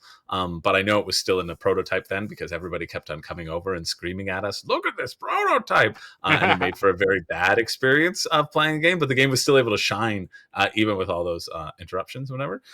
So I had that on my list just because I'm excited for it to hit the wide public. I think Paverson is a really cool studio in that, like, Distill has been such a big hit, and Luther's been such a big hit. I'm excited to see whatever their third title will naturally be. So I thought that was cool. What else did I have? I had Canal or Canal, one of them. I think it's one Canal. One or the other. Right. It's Canal. I think it's pronounced. Okay. It's from the Oranienburger Canal reprint, which is from the Uwe Rosenberg, which was a 2-player game of Uwe Rosenberg that had a very limited release, and I've heard good things about it. Some people in my Discord were excited about it, and I'm excited that it is reemerging, because it felt like it just sputtered and died. It's nice to see it kind of be revitalized, because look at that beautiful yellow box. Like, nobody wanted it. That's exactly why, right? That's why it didn't take off. I've heard so many good things about this game, but I looked at the box like art matters so it really much. does. I'm like, an ugly box. That's like such an auto pass for me. I'm like, yeah, I don't want that on my shelf. You know, like if I had that, I may like cut it in half and cut it in half again. But yeah, the new version though, I am interested in Canal or Canal. Yeah, Sean and Hextra are in the chat. They're playing. They said that they played it, and like it being a tight game. Okay. Which is neat.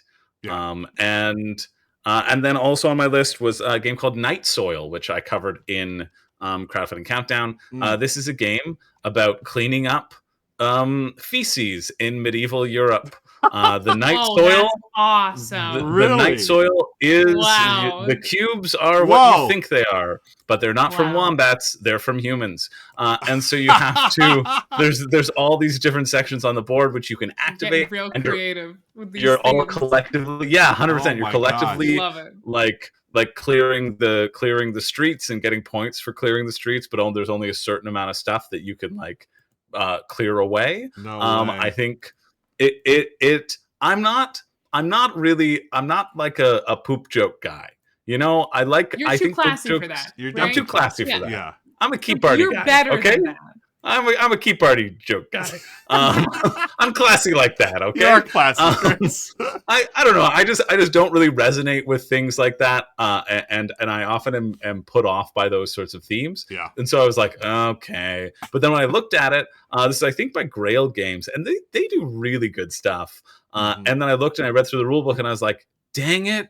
Mechanically, this looks good, and then that gets me on board with it. So I remember like the mechanics of this game sticking out for sure, and so seeing it on the seeing the chat, Bloody saying such a classy man. Thank you, Bloody. Thank you. Yes, it is. It's true. But this game, it's got a unique theme. It's got a huge hook. Like the biggest reaction of that's why I saved it till talking about last on my honorable mentions, because I knew it would get such a good reaction, right? Like, and it's going to, and that sometimes sets games apart. That's what you need. You need that to bring them in, and bring the people in. And so, I wanted to give that a shout out. And then just quickly in the chat, Salt says there's a game called Citrus that I'm curious about, mainly because it uses multi-layer playing board. I played that. I did a preview of that way back. So I know that a bunch of it has changed. What was interesting about that one is there were these, like, you're building these towers. And if you build enough towers, you've created a large enough pipeline to send your rebellion recruits to the top of the city, which is where the 1% lives. So that's essentially the theme. Interesting. I remembered it was fun. It's one that like didn't stick out too much in my memory, and I was kind of like, yeah, it's good. It's good. I don't know if I was overwhelmed by it, but I also know that a lot has changed in the development of this one specifically, because I heard about some changes, and they got rid of a whole loan mechanism and that sort of thing. So I'd be interested to look where things are in sitting right now for sure. But I remember I've got the video that Richard, is that it right there? We're looking at the right version? Wow. Yep. Yeah, that's the correct one. Yeah. That looks so there's really the cool. 4 different colors are just like different factions that you can activate. Really. And so you're like, I'm activating the orange section, and they'll generally do an orange thing, and you'll add their card to your own supply. This is like 4 years ago, Chris, trying to remember this stuff, but you'll slot it underneath, and then you'll build up an additional activation of that like particular color. And so when you specialize, you do there, and there's a little bit of like an action selection, not really worker placement, because everybody can go to the spots. At least that's how it was. But wow, it was decent. Really it was definitely cool. decent, and like worthwhile checking in on for sure. I wasn't overwhelmed, but I didn't have a bad time with it, if that's something that people are interested in. Yeah, nice. I was gonna say, it's sort of funny that you started with a game about the Pope, Chris, and you ended with a game about poop. Yes, just a little full circle. We love a bookend. We love a bookend. Yes. Good callback. Yeah. Ray, you got any other games you'd like to highlight or talk about, either on one of these lists or? I had a hard enough time narrowing it down to 3. So like many. all of like, I mean, I took thought Rays. about, I took Rays. We were going to say the same one. Yeah, We had the oh, same yeah, truly. yeah. I did have I had Boom Railway was my number 4. Oh, okay. I had Pope Game on my list as well. Nice. The name is blanking. The one about the Prague astronomical clock. I think that's like top of the hotness list. That one in particular, because I've had the pleasure of actually seeing that in person, the Prague clock. If I'm thinking of the same one, there's like the big fancy famous clock in Prague. It's also just gorgeous. That cover is beautiful. Oh Agreed. my god. Let's bring that one's up. on my list. Is that called Prague clock put regni? Yeah. No, it's because it's.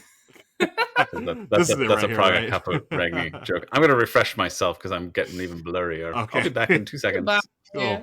All right, Chris. Yeah, so this is Horloge. Is that how you say it? Horloge? Is that Orloy? Orloy? Yeah. I think I'd have a better grasp on how to say Czech words, but I Whoa. don't. There's a reason you work for the op now. That job. This does look gorgeous, though. My gosh. Yeah, it's super stunning. That, and I know Richard's already raved about it, so I didn't put it on my list, but Coming of Age was on the preview list for Essen as well. Nice. But yeah, no, I mean, that list was overwhelming. Those are a bunch. That's a lot. Yeah, that's what I had. Yeah. That's more honorable Very mentions than you've had in other times. Oh, thank you. No, that's good. That's good. There's so many. When I normally have none, thanks. Well, yes, that has happened a couple times, but not this time. Is my point. Exactly. Oh my goodness. I have 2 games I'd like to share real quick. One of them that didn't make the list was Garden Lake. This one is an Uwe Rosenberg game, and I do love my Uwe tile lane games, and this one is the latest, and I don't know if it's the greatest, but it looks pretty cool to me. Gives you a little thrill? Yeah, it does give me a little thrill. It does. I don't think there's anything about poop in here or the Pope, but it looks pretty cool. Nah, I'm out. Okay, Chris is out. One more game I want to talk about was I Made You a Mixtape. This is the game by a couple of former content creators, Dan Hughes and Mike Delisio. A lot of us know Mike. He does a lot of solo game playthroughs for the Dice Tower, and this is his first design, I believe, with Dan Hughes. I actually backed this on Kickstarter. I have my copy. It's sitting in shrink somewhere on the shelf right behind me, and I want to put this on the list. So I'm telling myself, Ruel, so you play this exactly. So it looks really cool. You I love spend your money on it. Yeah. You better play it. I better play it. I mean, I did back it mainly because I wanted to support the efforts of Dan and Mike, but it does look like a really fun game, and I love the theme of making mixtapes. That's what we did back in the day, right? Made mixtapes. Now I guess it's playlists now, right? Yeah. I think that's it. Yeah, I think those are the 2 that didn't make my final cut there. But what about friends in chat? Ray, you had more honorable mentions than Ruel. Thanks, Chris. You did. You're worried about your list more than Ruel, more than Richard. Well, I listened to you. Well, more nobody than has more than Richard. But I listened to yours more than I listened to Richard. Does that count? There we go. I'll take it. But yeah, good list, guys. Anyone who goes to Essen, we'll be back next week. So I want to hear. Is Essen this weekend or my? No, I think it's the 25th. Then never it's mind. like 23rd to 26th or something like that. Yeah. Then never mind. I was gonna say tell us what you find, but it's not time yet. Never mind. Ignore me. But the one after that. Yeah. Then you can tell us what you find. But and actually, when you're at yeah. Essen, that's true. And when you are at Essen, we want daily newsletter reports sent to. You can just send it to the Rahdo Run Through email, and we'll get it. So what's that? Rahdo at rahdo.rahdo. Sure, it's something like that. Send it to Rahdo at rahdo.rahdo, and also maybe find the actual email.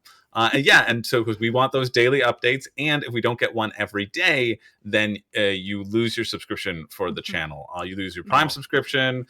If you are subscribed, if you have a Prime account, remember, don't forget to subscribe to this channel on Twitch as well. Yeah, because you can do it for free, and you can basically take Jeff Bezos's money, which he, to be fair, he is investing it in that Pick and Packers game for his testing. So he's maybe turning a corner, but you can put it back into not his pockets, which, hey, why wouldn't you do that? That's right. So do that. Yeah, do that, friends. Okay. But we do want those daily newsletters, because if you don't, we're canceling your subscription. That was a real point I was making. the real 100% enforceable point that we're making. One game I want to bring up, a few people mentioned Forestry. I had not heard of this game. I think this one here, 1 to 4 I players. just ignored it because I was like, I feel like I've seen a million Forest games. My eyes are tired of the trees. Yeah, there have been a lot of tree games lately. I can't. The game through the trees. Yeah. Wait, are those little tractor meeples? Look at those meeples. Oh, that's cute. All right, we take it back. Look at that. We're in. Dang it. Tractor meeple. It's very cute. Yeah. I love a good meeple. These look terrific. Those are nice. So, Forestry, friends. Folks have been into that. What else? Also, Etherstone by Thunderworks. Yeah, I feel Is like that out wasn't already? Etherstone, wasn't that one that was on Kickstarter and then stopped, didn't fund, and then came back? That's what I thought. Yeah. One? So maybe it's going to be available at Essen now, or Spiel. Okay. Yeah, there's a lot of people really saying cool. Etherstone. Yeah. This one like really cool. Multiple people in the chat shouting it out. Cool. Yeah, it looks beautiful. But yeah, friends, I think that's going to do it. We'll wrap things up here. Thanks again for watching our top 12 most anticipated Essen Spiel games. Don't forget to click on the links below for more videos. And Chris, Ray, any final thoughts before we get out of here? Ray? No thoughts. Excited to see you guys next week, though. Yeah. We have back-to-back. Yeah. We have back-to-back streams. We're going to be talking about Trick Takers next week, which I'm very excited for. Yeah, definitely tune in for that, folks. That's going to be hard. There are so many. I know. Yeah, I haven't and even started my list, and it's going to be really hard. I don't know. I think Bridge just might fall on it for me. You know what I mean? Bridge? Like, yes, Classic. I love Bridge. Nice. That's a little sneak peek for next week. Go old school. But I mean, I don't. It's tough because like when you grow up playing trick-taking games, right? Like how they're ingrained in you. And so a new thing comes in, but you're like, yeah, but I like the old thing that I used to do. I'm not saying Oh Hell's not going to be on my list. Like I grew up playing it. Like it's, you're going to have to fight me. It might be higher on mine. Oh. Dang. Someone's mentioning Euchre in the chat. There's like, that's the thing with trick takers, right? Is that they're so classic, right? That it can be hard to get it out of your brain. Sometimes I'm like playing new trick takers. I'm like, I kind of just want to play Oh Hell because I know I can just play it. I'm so good at it because I'm like, not to humble brag, but I'm very good at Oh Hell because I've been playing since I was like 6. Yeah. I'm like, I could just be playing Oh Hell and be winning right now. So like, rather than honestly, that's what I'm saying. That's what I say with any game. I'm like, yeah, but I could be losing to Ray at Oh Hell right now. So like, is this really a good time? I don't think so. Like that's the bar. That's when you have a bar. It's nice to have a bar. It's nice to have standards. That is right. Yeah. I agree. Nice. I would rather be beating you at Oh Hell 100% all the time. So that's the nicest thing anyone's ever said to me. I feel wanted. I'm wanted. Oh, I can't wait for next week, friends. Because I did not grow up playing trick takers, so it's going to be a different, outlook for me. Like I'm more into the new stuff, but I'm curious. I've always wanted to play stuff like Pinochle. Is that a trick taking game or Euchre or I don't know. I'm not well versed. I want to say yes really badly to bail you out, but I've never heard of that before. Yes, it is. Okay. Yes. Pinochle? It's spelled Pinochle. But maybe that is the correct pronunciation. You're right. I'm going to double down on it. And it is. Yes, it is a trick-taking game. Okay. And you know what? We're going to end the stream before anybody can correct us. That's right. Yeah. So. Oh wait, one game I did. One trick taker I did grow up with playing was Hearts. That was the only one I played was Hearts. But I didn't Hearts play Spades. Is great. You can play Hearts on Board Game Arena. Oh, really? Watch us. We make this list, and it's just Euchre, Oh Hell, Hearts. And it's Hearts. just Yes. like classic Yes. card games. It's Love going it. to be. I love It's that. gonna be. Yeah. Folks, you want to find out, you got to tune in next week. But until then, we're going to wrap things up here. Thanks again for hanging out with us. And we really appreciate your time. And there are the balloons. And we want to thank Box King Games for sponsoring our channel, the episode today. Don't forget, you can get 10% off and a free random accessory when you use the code Rahdo10 at checkout. All right, folks, until next time, we'll see you later. So long, take care, bye-bye.